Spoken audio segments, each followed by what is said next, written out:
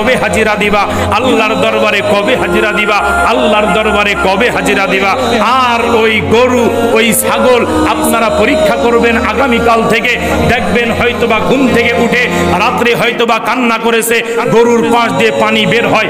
কোরবানির পশুগুলো পরীক্ষা করে দেখবেন এরা কষ্ট পায়, কোন পশু কষ্ট পায়, কোন পশু আনন্দ পায়, কোন পশু কষ্ট পায় যেই পশুকে হারাম অর্থ দিয়ে একজন জাহেলের কাছে নাম কেনার জন্য কোরবানিটা যায়, এরা অনেক কষ্ট পায়।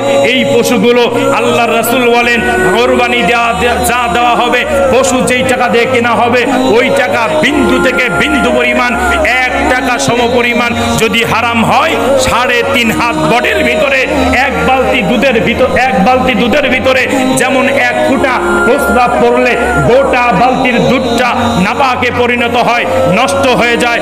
আল্লাহর রাসূল বলেন 3.5 হাত বডির ভিতরে 1 টাকা হারাম ঢুকলে 3.5 হাত বডির রক্ত গোশত মাংস সব হারামে পরিণত হয়। তেমনি ভাবে আপনার 1 লক্ষ টাকার ভিতরে 2 লক্ষ টাকার ভিতরে 1 টাকা যদি হারাম ঢুকানো হয়, ওই 1 টাকার কারণে 2 লক্ষ টাকাই হারামে পরিণত হবে। তার মানেটা কেমন? কোরবানির মাসআলায় যারা জ্ঞানী আছেন বুঝবেন, পড়বেন।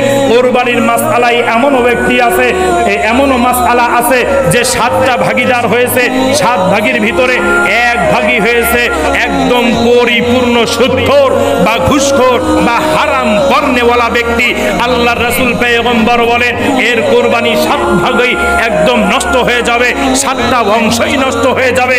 7 ভাগের 1 ভাগও কোরবানি আল্লাহর দরবারে কবুল আর মঞ্জুর হবে না। সকলে বলি নাউযুবিল্লাহ।